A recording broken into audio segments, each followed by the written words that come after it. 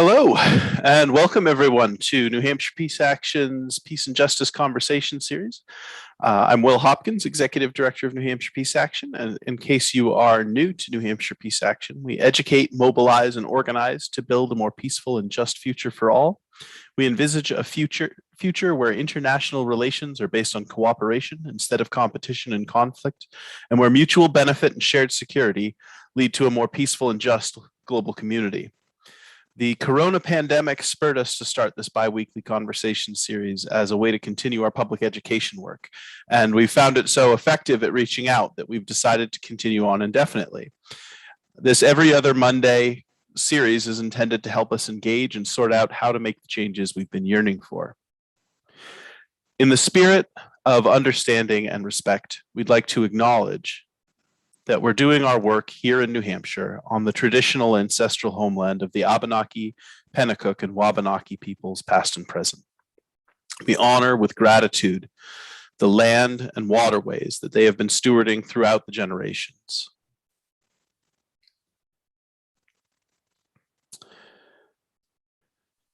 Tonight, we're bringing you Jon Rainwater, and Jon is the Executive Director of Peace Action Education Fund. He is in Peace Action at the national level. So he moved into that role during a merger a few years ago, and is leading, along with Kevin Martin, the president, all of our affiliates who work together to try to keep a unified front on the issues relative to foreign policy, Pentagon spending, and nuclear weapons that are facing our country today.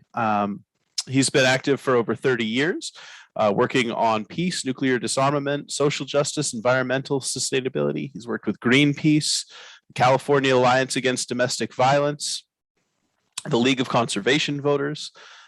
He's worked in the electoral arena on dozens of campaigns for progressive candidates and ballot measures, and he's been leading us as a national figure for the last few years. Tonight, he's going to talk about what we're seeing in the Biden administration and how we might be able to move forward and continue to make strides, given what we know after the first 9 months or so of a Biden presidency. So, Jon, thank you so much for giving us some time tonight, and take it away. Thanks, Will. Excited to be here. I mean, thanks to Will for all his great leadership, and Amy and Doreen for inviting me here, and just really want to thank the work of everybody that's involved in New Hampshire Peace Action. Of course, y'all are one of our stronger affiliates and tend to be stronger in the Northeast. And we're, all working together to transform U.S. foreign policy. And that's what I'm going to be talking about tonight. And I don't know how many of you were able to attend. There was an update that Kevin Martin did, I think it was in March, sort of more at the beginning of the Biden administration. And this will be an update on all of the issues that we work on, or as many as I can squeeze in, kind of how we're doing after that 9 months that Will talked about.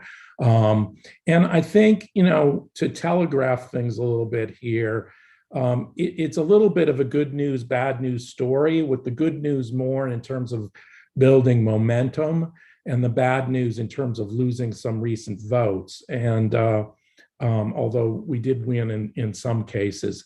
So this is going to be really a snapshot of how we're doing on peace issues. And I'm going to use the lens of the National Defense Authorization Act votes. I don't know how closely people have been paying attention. There are a lot of votes in the last week on amendments and those sorts of things.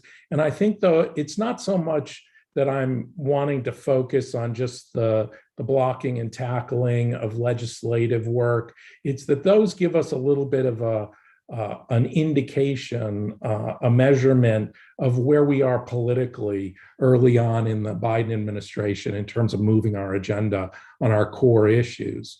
I would say the one bit of good news from a momentum sense is a lot of our issues, whether it's ending the war in Yemen and U.S. support for Saudi military action, or it's the Pentagon budget, or it's arms to Israel. Those sorts of things have become, signature issues, signature debates, particularly within the Democratic caucus. We're not winning all of those debates, but they've become, our agenda has become the central foreign policy debates within sort of the political arena.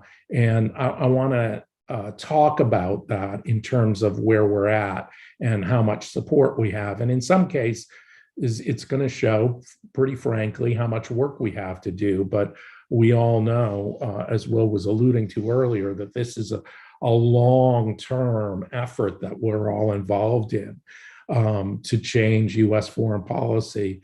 It's a little, at this point, the phrase that Martin Luther King Jr. loved so much about the arc of the moral universe is long, but it bends towards justice. That's become a little bit of a cliche, but I think it really does sum up our work. And what we'll see, or what I'm seeing and looking at the NDAA votes, is it's not a straight line. That arc keeps vibrating a little bit back and forth towards justice as we try to bend it. So we'll talk about that a little bit. Before I get in to going issue by issue a little bit, and I'll pause for questions once it feels like I've downloaded enough information.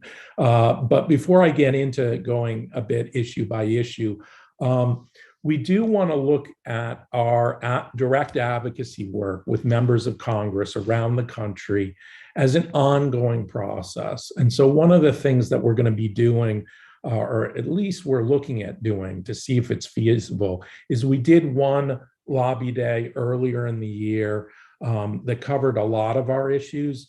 And we're looking at doing a more targeted get in front of members of Congress, maybe chew them out for some bad votes, trying to move things forward with them in the next couple months. So we'll definitely, if, I haven't talked to Will about this, I don't know if it fits into New Hampshire's work plan, but if you can, we'll be inviting all members and activists to participate in that. So think of what I'm talking about as a really ongoing effort to move each member of Congress, at least the movable ones, in our direction on these issues.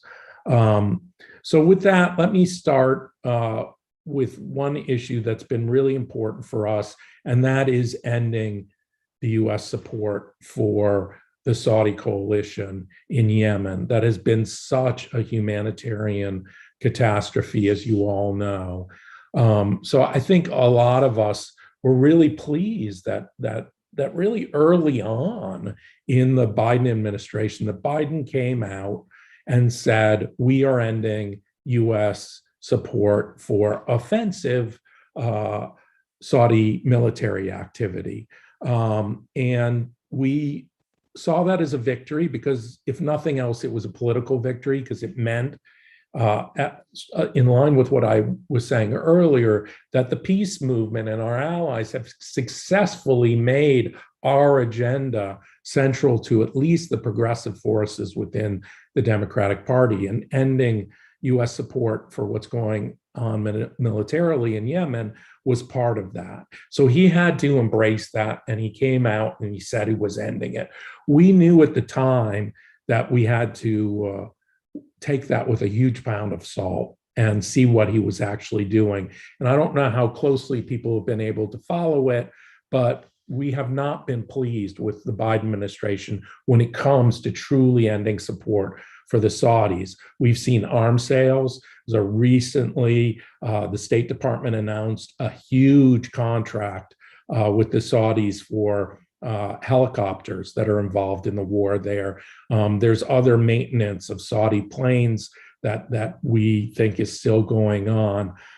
So there's a lot of things going on that we're very concerned about. I think the general situation is that the Saudis have been incredibly careless, or careless is too weak a word. They've been reckless and perhaps even targeting civilian targets in Yemen. We've had over 18,000 civilian casualties and deaths. And so it has been a massive, as you well know, humanitarian disaster. And some of the things that continue to happen are that we're particularly concerned about. The airstrikes are not only hitting civilian targets or killing civilians, they're hitting civilian targets that seem to be designed to create food insecurity, to create starvation. They're hitting water facilities and farms and livestock and fishing boats. And what's happening right now, and you may have seen some of the reporting, is that both sides, but particularly the Saudi side that the US is supporting, are using famine or starvation as a weapon, which is obviously something that we all have to stand up and say, this is wrong. You know, the United States should not be complicit with that. But in addition to the US support for planes and helicopters that allow these airstrikes, there's the blockade. And we've been really disappointed in the Biden administration. Sometimes Biden administration spokespeople are like, blockade, what blockade? They don't even want to use that terminology. They tend to make statements about intercepting Iranian weapons and portraying the blockade as only a problem when it comes to arms. But the blockade, of course, is a problem when it comes to food, and particularly with fuel. And in Yemen, they are unable to get the fuel that they need to protect healthcare infrastructure, to deal with the famine and food problems there. So it's a real disaster when it comes to US complicity in these things, and the turnaround that we hope to see with the Biden administration, that it has not happened.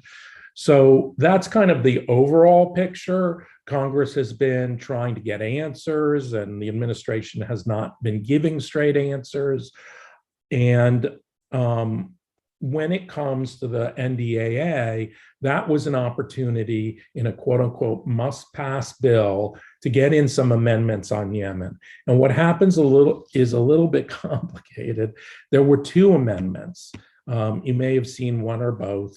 One was an amendment by Ro Khanna, who's been the leader in the House on this issue during the Trump administration as well.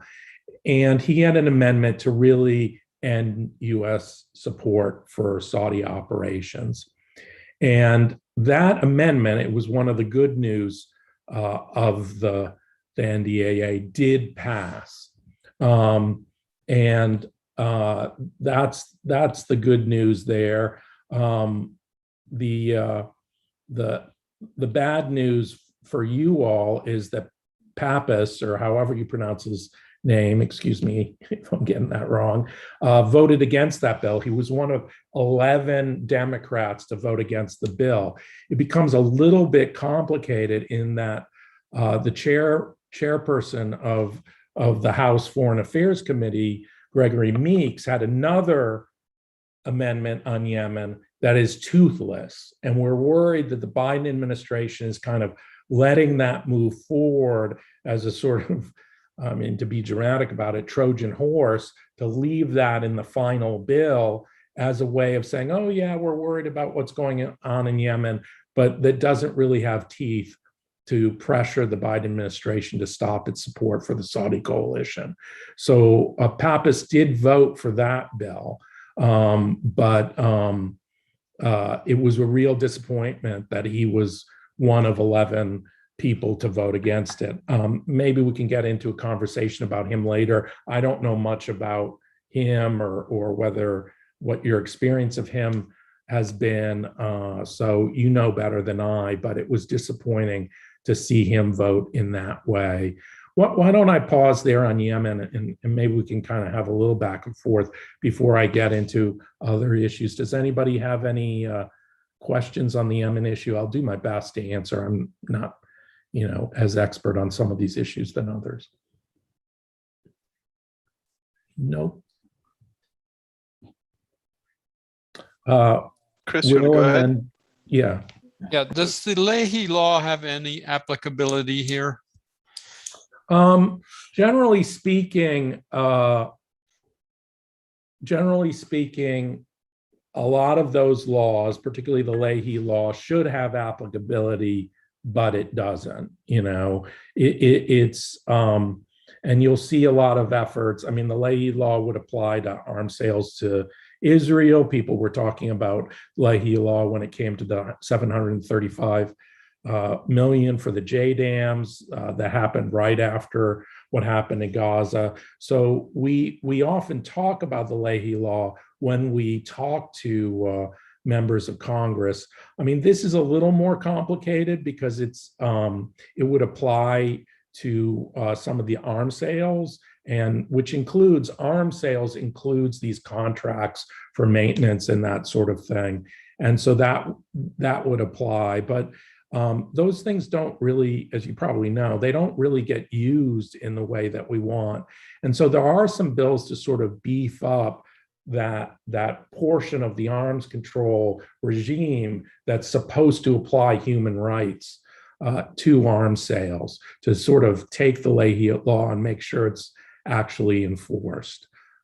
So a lot of times, in theory, it applies, but in reality, it gets ignored. Great. Michael? Yeah, historically, the U.S., if you look at most of our wars, has employed scorched earth techniques like in Korea and Vietnam and all these other places.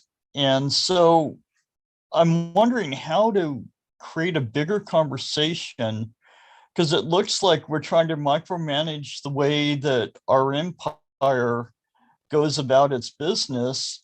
And so many people are just unaware that we're an imperial presence that has a history of doing things that now we're trying to suggest to other countries that maybe they can have smarter wars or less lethal wars or no war or whatever.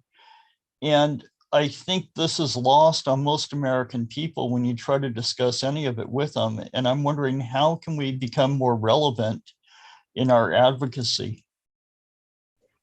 Yeah, I think that's a good point. I mean, I think that one of the reasons why we've seen the Yemen as so important is because it is the largest humanitarian crisis in the world right now, and the media is attending to some of the suffering there. And so we want to make the case that the U.S. is complicit with that. And in other places, we're talking about the U.S. violence, like we could talk about the drone strike recently in Afghanistan. But Yemen is a place where many civilians are being killed. And we and others saw that as an opportunity to say, enough is enough. We really have to stop this. So I think that does relate to what you're talking about in terms of the United States' willingness to just completely ignore human rights concerns when it comes to executing war. But that's why we've been focused on the Yemen issue.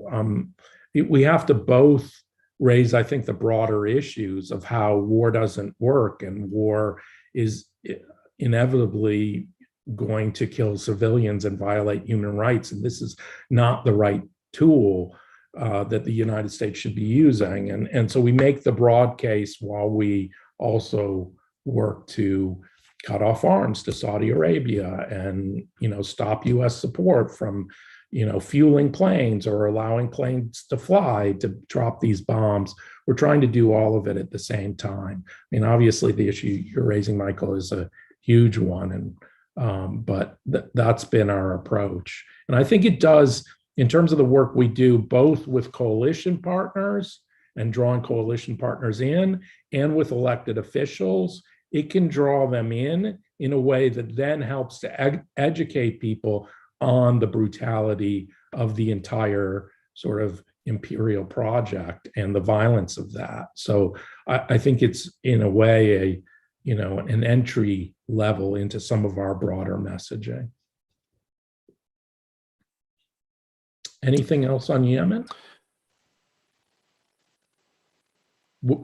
Yeah, John, first of all, I would say that Saudi Arabia is doing to Yemen what Israel is doing to Gaza. But I like to ask the distinction between offensive support versus defensive support. You mentioned the refueling of the planes. Now, as I understand it, that is still going on. Correct me if I'm wrong, but do you have any up-to-date information? Because we have refueling tankers in New Hampshire that have participated in those refueling planes. Yeah, on your point around Gaza, I plan to talk about Israel if we have time, and Gaza in a moment. The distinction between offensive and defensive is a fig leaf. That's all it is. It's I mean, I shouldn't say that. That may not be all it is, but it functions mainly as a public relations fig leaf for the administration. And so Congress has sent letter after letter to the administration saying, well, what do you mean? Which are the offensive? You know, what did you stop? What are you continuing to do? Is it offensive or defensive? The main thing that's been talked about that we know is going on is not the refueling at the moment, but the maintenance of the airplanes. And those airplanes are clearly offensive, engage in offensive operations.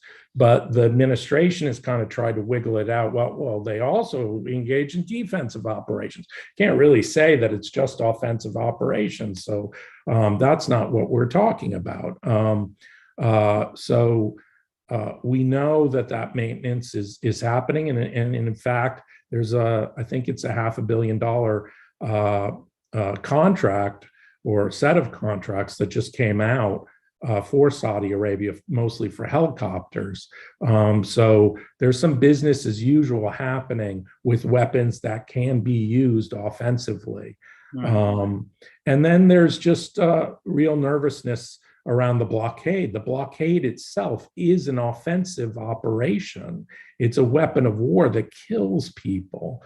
And the United States has been, at the very least, has not tried to end the blockade, and has sort of pretended it doesn't exist.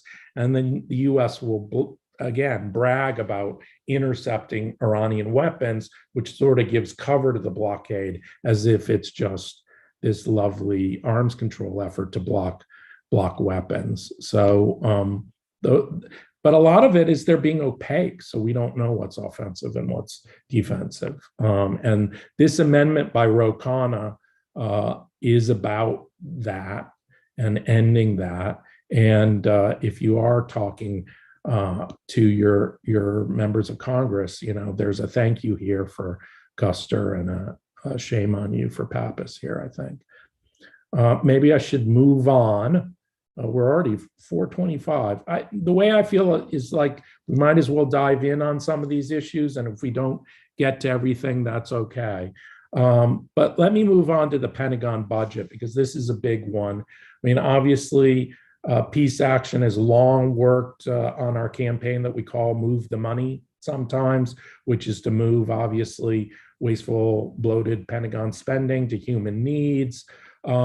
We have been messaging, as I think all affiliates probably have, is to look at really, there's multiple alarm clocks going off here that are, you know, at 1 million decibels. There's COVID and there's climate change being the big ones.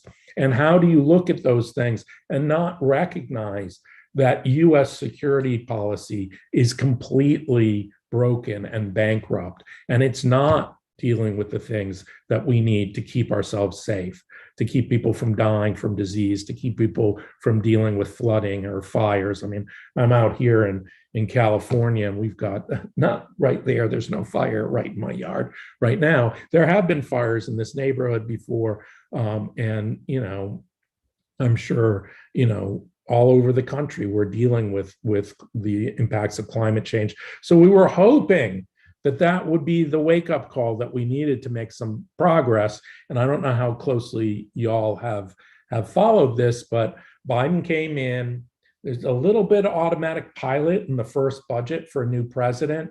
There was pretty honestly a modest increase to the Pentagon budget, which we don't like, but is better than, Obama used to raise it quite a bit. It was like when all was said and done, and you include the nuclear weapons in the Department of Energy budget, it was like a 2% increase. So that was bad, and it wasn't hearing the wake-up call, but it wasn't as bad as it could be. But then we had Democratic-controlled committees in both the House and Senate add money to the Pentagon budget, more than Biden wanted. In the House, it was about 24 billion.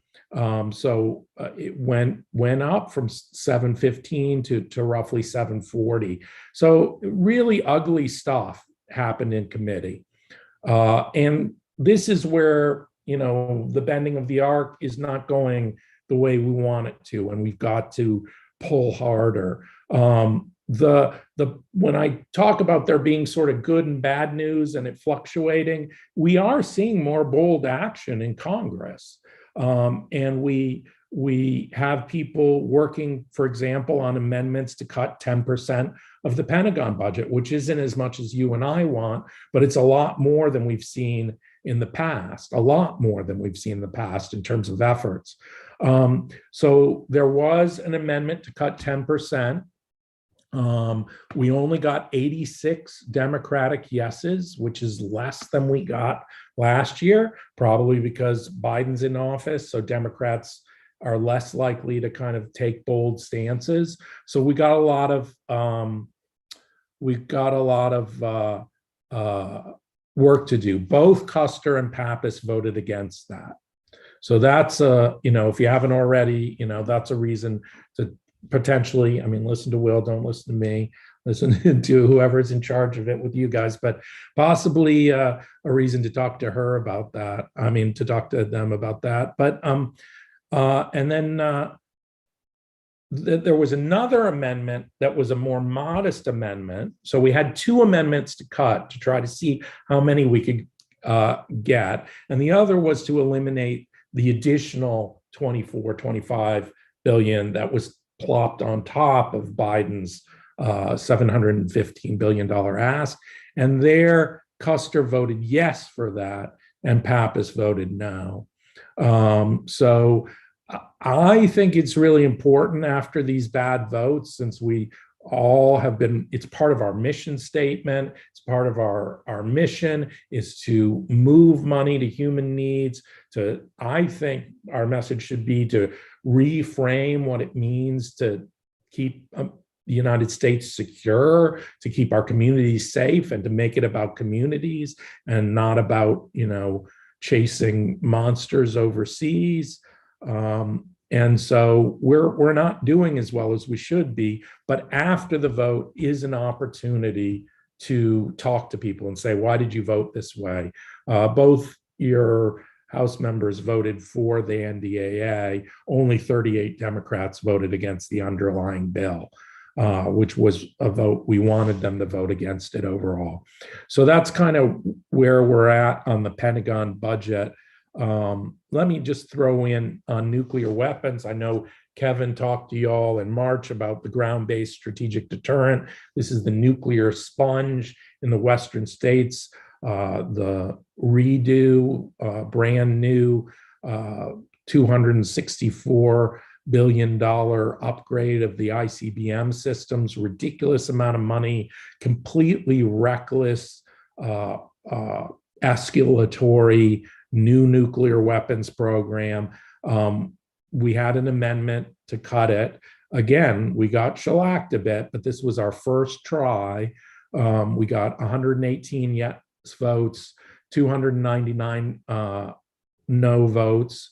I will say on the upside that my experience with these nuclear weapons votes when we're trying to kill a program, we've had some success. The there was something called the Robust Nuclear Earth Penetrator. That was a ridiculous escalatory program. And we killed that over the course of years by growing the vote against the program up and up and up. And y'all have a bit of a start with Custer voting yes for it. So that's good.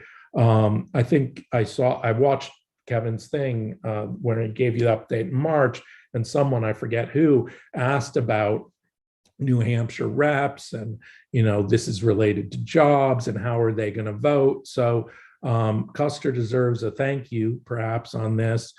Pappas not so much, and I know he's got a tougher district. I mean, they're both relatively near the balancing point, although Biden won by 6 points. I think he has a little more space.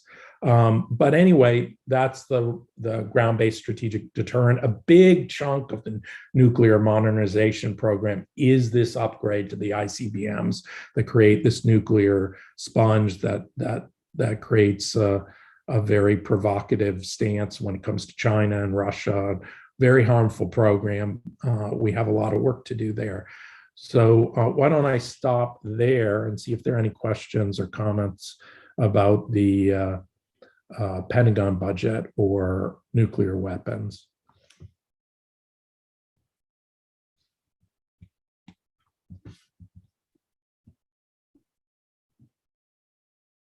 Michael's got his hand up. Yeah. Yeah, so it seems like they're preparing for a new Cold War, or it's already started, and maybe I just missed the memo.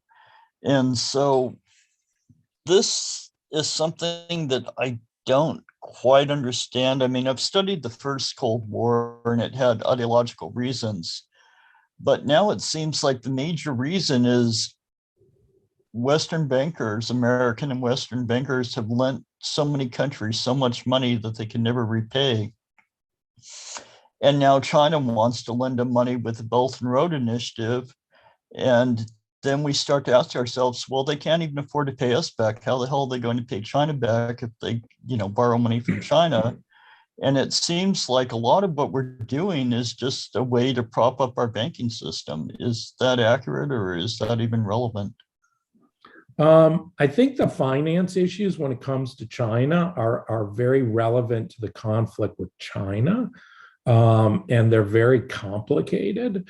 And I don't consider myself to be totally expert on it. I mean, I think there's a sort of more obvious reason, and that is simply the power of the defense industry in the United States. I mean, I know all of you know that. So I think you start there. One thing, I know a lot of people are rightly so talking about potential Cold War with China, given the Asia pivot and, all the attention on China recently. And then there was Russia during the Trump administration. But this wild expenditure on nuclear weapons has been there the entire time.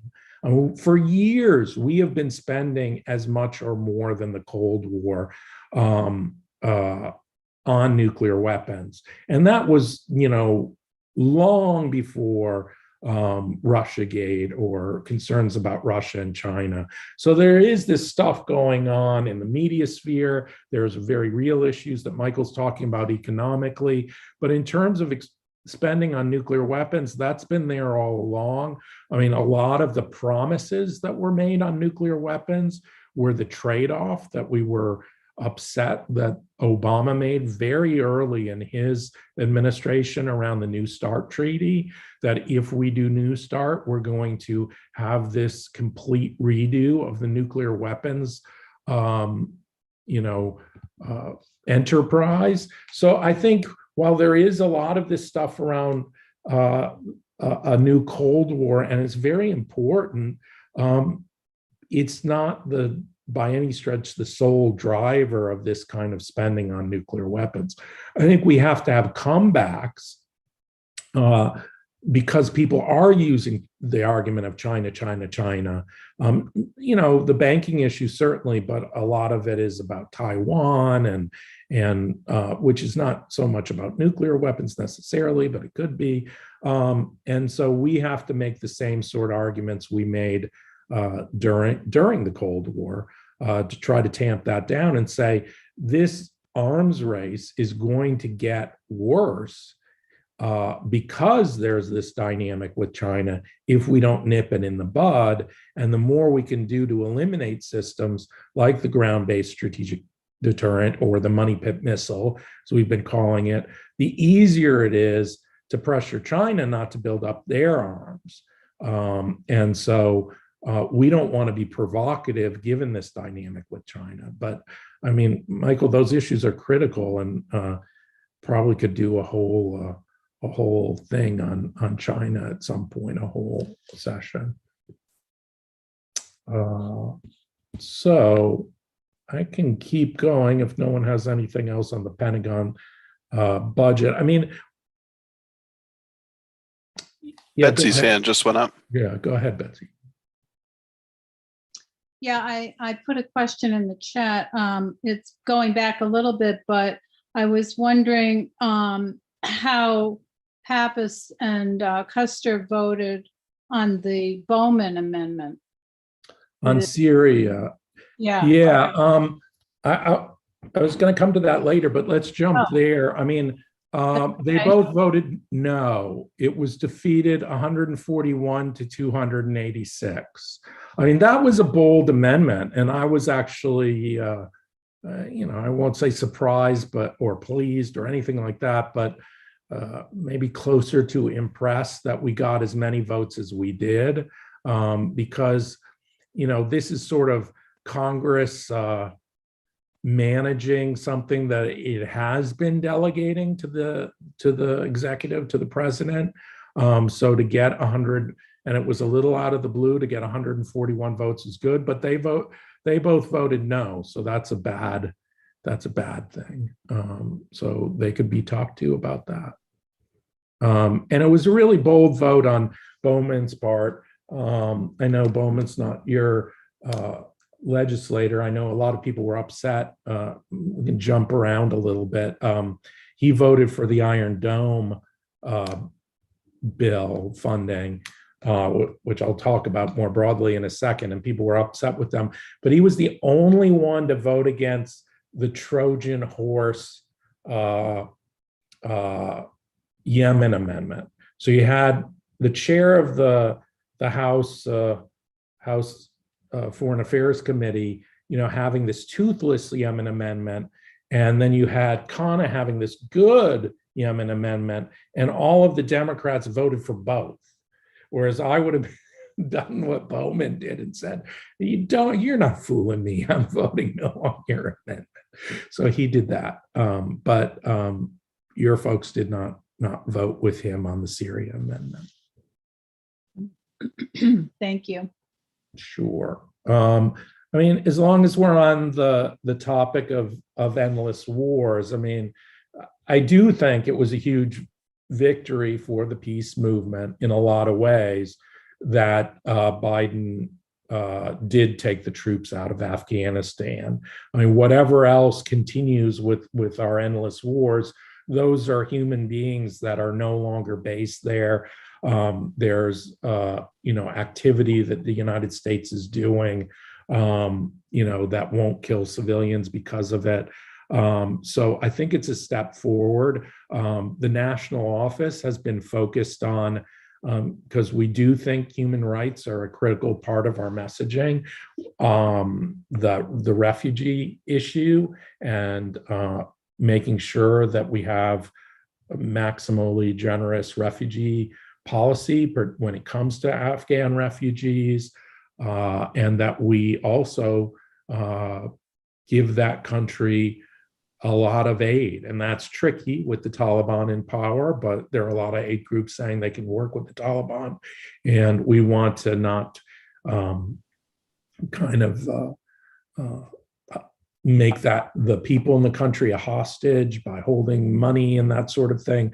And we want to continue to give aid. So that's been part of our message. But of course, we also are pointing out that ending endless wars means stopping reckless drone strikes that kill civilians. It means, stopping over the horizon airstrikes. Obviously, that's what we've been doing in places like Syria and in Iraq in a way that has had disastrous impacts. I mean, I think it was Michael who was talking about the scorched earth type of policies that the United States has. When you look at these pictures of places like Mosul, and those cities are entirely bombed out. There are concerns about the United States playing a harmful role in terms of supporting the killing of Sunni over there, and so endless war can happen without troops on the ground, and so we have to keep our eyes on that. One thing that we're looking at is the attention. Sometimes there's something that clicks in the media a little bit, and I think the momentum on Yemen changed a little bit with that well-covered horrible bombing of the school bus in Yemen. Then it's kind of hard to suss out because you had the Khashoggi murder as well. But this drone strike in Kabul, did get a lot of attention and did get some congressional attention. And so they're talking about hearings on that drone strike and what went wrong. And we know that it goes wrong all the time with those drone strikes, and the whole policy is problematic. So we want to use the attention on that particular drone strike and say to people like Adam Schiff, the chair of the Intelligence Committee, who's talked about hearings on that drone strike and who's been, interested in the drone issue overall and at least having more transparency, to put pressure on the administration on drone strikes, because we could see continued civilians killed and the media not really attending to it. Now that the troops are out, they'll move on to something else and already have to an extent. So those are some of the things we're thinking about in terms of the ending endless wars issue beyond Yemen, on top of the Bowman Amendment as well. I said I'd talk a little bit about Israel and Palestine. We've been supporting, just as an aside, Betty McCollum's bill. I don't know if you've worked at that at all with your reps. I forget whether they're on it or not, probably not, given who they are. But encouraged affiliates to lobby on that bill.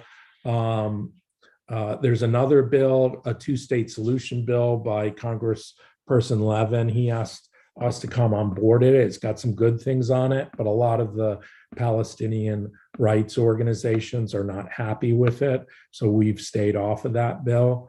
But the big battle was obviously this battle over Iron Dome. Did you all track that at all? Seeing if they're not as closely as I'd like to have. Well, basically, at first it was portrayed as a progressive victory because you had Lindsey Graham months ago. This was right as the bombings in Gaza were ending. Lindsey Graham just put out there this $1 billion figure, so that was the government, AIPAC, whoever was on that. And they put out this $1 billion figure to replenish the supply of interceptors for Iron Dome. And of course, we worried that it was a way of, if not rewarding Israel, God forbid, at least looking aside from the horrible human rights violations to just here's another $1 billion. So this $1 billion that Lindsey Graham mysteriously talked about and has been floating out there and no one really knows what the vehicle was for months is on top of the MOU with Israel. That's about $3.8 billion a year, including $500 million for missile defense, which is not Iron Dome, not just Iron Dome, but also includes missile defense that's more medium range for dealing with Syria. So it's more of an escalatory, regional war fighting thing than a protecting people in the way that people think about Iron Dome. But at any rate, we're giving them a ton of money. The largest thing in the foreign affairs budget, and it includes tons of money for military equipment to this country that has one of the higher GDPs in the world. So this $1 billion was on top of that, and our side kept saying, "Where is it? Where is it? Where is it?" And at the last second, they tried to put it into the CR, the continuing resolution, the bill to keep the government open. And apparently the progressives said, "No, you don't," which meant that they were saying, "We'll shut down the government over this, over $1 billion to Israel." $1 billion to Israel that is portrayed as protecting innocent Israeli civilians from a hail of rockets. So it was a bold move, and leadership took it out of the CR. So that was the good news story in a way, and as part of that vibrating arc of history or arc of the moral universe, that was a good thing. And then all of a sudden it became a bad thing because leadership, brought the bill to the floor. They suspended the rules. So they didn't go through committee. They just brought the bill to a floor, suspended the rules, and it passed 420 to 9 with 2 people voting present. And so we got shellacked, and a lot of progressive voted for it. Barbara Lee, and people are like, "Why are you people cowards? You voted for this." It's like, I don't know. Barbara Lee's my congresswoman. I'm not going to call her a coward, but she voted the wrong way. I don't think she's a coward, but Pramila Jayapal, Mark Pocan, Ro Khanna, all of these allies voted for that money, Jamal Bowman. So a bunch of people who are actually, Betty McCollum, who has the McCollum bill, voted for this. They just felt like, we think mistakenly, this is for a defensive system. You can't come out against it. It muddies the waters. This is a trap, frankly, if progressives got on the wrong side of it. So I think that's part of why some of the people voted for it. The argument against it is it's a blank check. There's not a lot of oversight. $1 billion, it's like we're only giving them something like 70 million for Iron Dome interceptors per year. It's somebody calculated it's like 12 years or 14 years. Sorry about that. I'll switch my video. It's something like 12 years or 14 years of interceptors. We can't even figure out why it's $1 billion. It's crazy. But at any rate, why are we rewarding them in that way? I mean, you can figure out the arguments in your head, but those are some of the arguments that we would make. But we had no way of making those arguments because it came to the floor so quickly, which I don't know. Did anybody raise your hand if you saw the shellacking that Ocasio-Cortez took for voting present? Well, I'm going to bore you with my take on that. To me, a present vote is a no vote. It takes 218 votes to pass something. And, so I'm not as angry at her as people were. And I think, she may have been upset because they just jammed the progressives through. They jammed the progressives by moving it through so quickly. So people who voted for the bill, like Betty McCollum and Debbie Dingell, we had no choice. Chance to mark up this bill, to debate it, in committee, to blah blah blah. So it was a pretty horrible move on leadership's part. So they should hear from us on it. Steny Hoyer, I think, was the quarterback on it, and progressives might be angry enough to him to support any opposition to him in the primaries. But that was kind of the big thing, and shows how weak we are in some ways. But it was also a slick move by our opponents to make it look neutral. Again, another strike against leadership is that Ocasio-Cortez, which I think people improperly felt, was horrible on Palestinian issues, had a amendment, I don't know if you all saw it, to cut or block the $735 million transfer to the Israelis that Biden put in, which is for JDAMs mainly. Again, they have like this little slick way of saying, well, these are precision weapons. If you don't give these to the Israelis, it's going to get worse, when in fact they use the precision weapons to fire off more weapons and do it in certain ways that kill just as many, if not more, civilians. So she had that amendment, and it was one of the good amendments that leadership ruled out of order. But it was good that she keeps trying, and the way that works, Leahy law notwithstanding, is until the weapons are delivered, Congress has the ability to block weapons. And so even though we only had a short window right after the Gaza attacks to have Congress formally sort of reject the sale at that early phase, there's still a window of time for Congress to drop it. But then again, leadership clearly isn't willing to do that. So maybe since we're running out of time, I mean, that was most of what I wanted to share.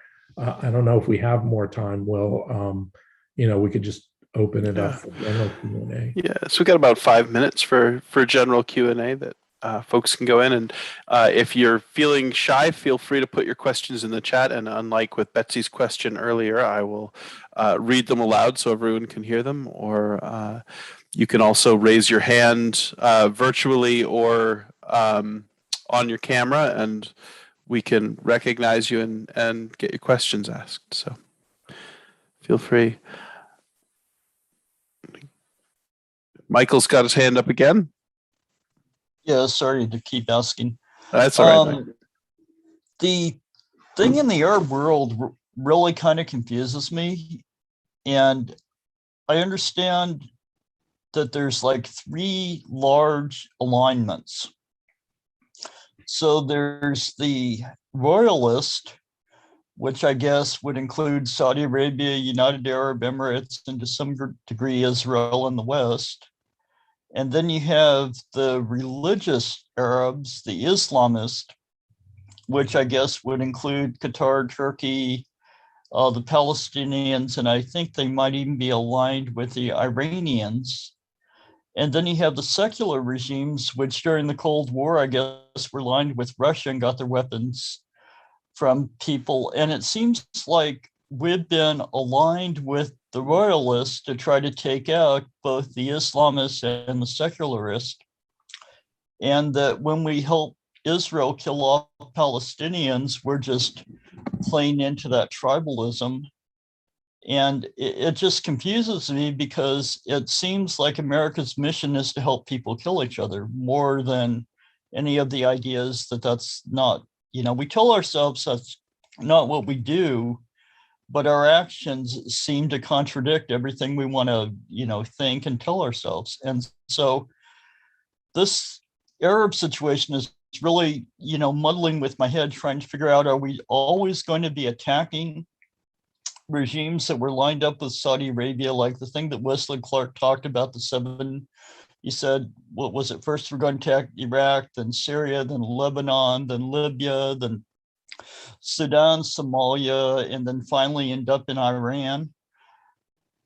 And then this whole thing about attacking the Islamists, the whole situation that, well, Qatar talks to Iran and they give money to the Palestinians, therefore they're evil.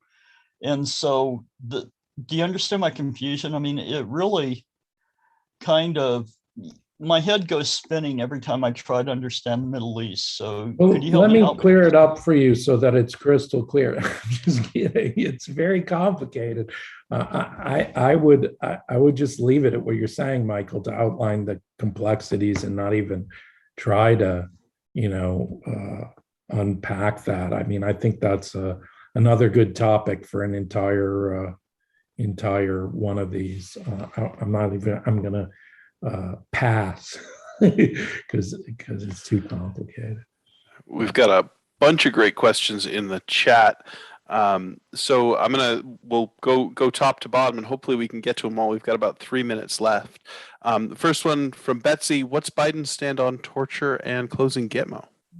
Well, the short answer is it's a little like Obama in that his policy is to close Gitmo, but doing it is another story. I was just reading today about a friend of ours, Leonore Tamaro, who was fired, who's a nuclear weapons person. And somebody was mentioning how Obama left a bunch of people in who, were against his own policies, and Guantanamo being one of those. So we'll just have to see how it goes. But his statement is to close it. And then, of course, I think people saw what he said about the migrants on the border and possibly opening Guantanamo for that, which is crazy. But another thing. All right. Thanks, John. Next question from Janet Simon. What is the Levin bill that you mentioned about a two-state solution, which Janet comments is not a solution, but is a delaying tactic? Yeah, and I think Levin is being sincere here. This is a bill supported by J Street, Americans for Peace Now, to pro-peace and pro-Israel organizations, Jewish identified and more kind of certainly not AIPAC, but more moderate on the state of Israel. So I think he's got there's some good things in the bill. It's just that the Palestinian rights folks don't like it. It's called the Two-State Solution Act. I can get the number to you. I don't even know if it has a number yet, but I don't have it in front of me. It's literally called the Two-State Solution there. All right, we'll make sure to get that bill number in our follow-up after this. And I think this is going to be our last question. We're not going to get to Will Thomas's. So Peggy wants to know a little bit about the F-35. Is it still in the NDAA?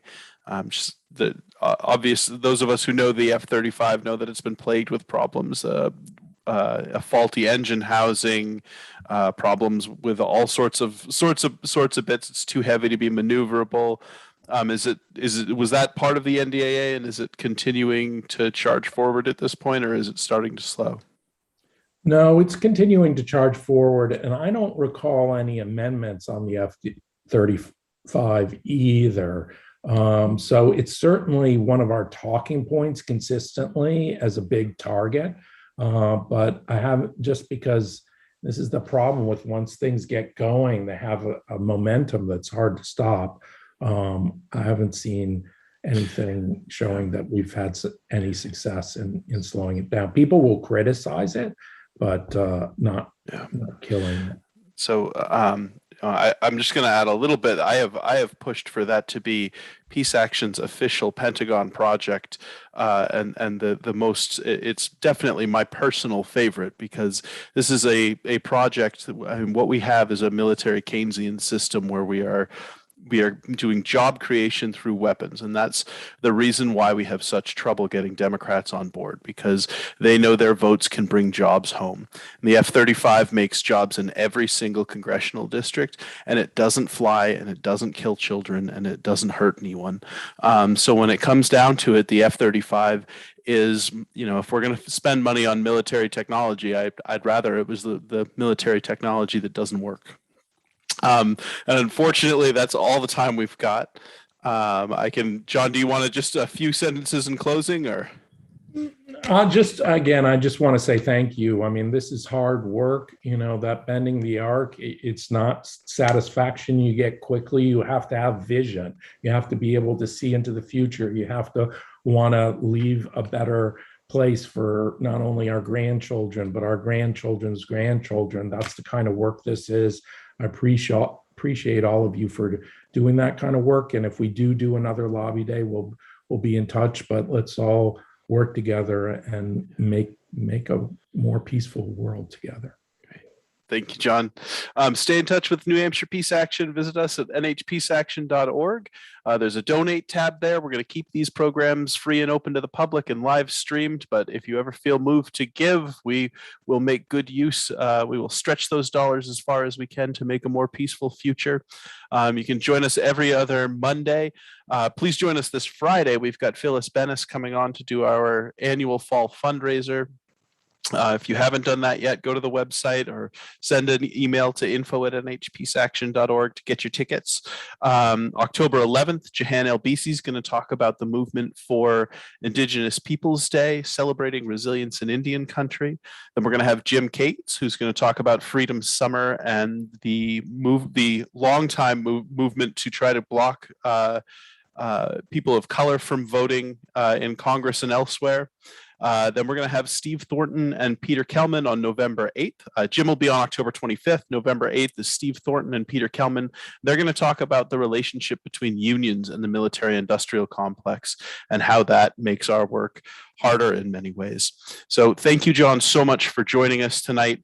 It's been a joy and super informative. We've got a lot of work still to do. I appreciate you taking the time to talk to us. Everybody have a good night. Thanks, everybody.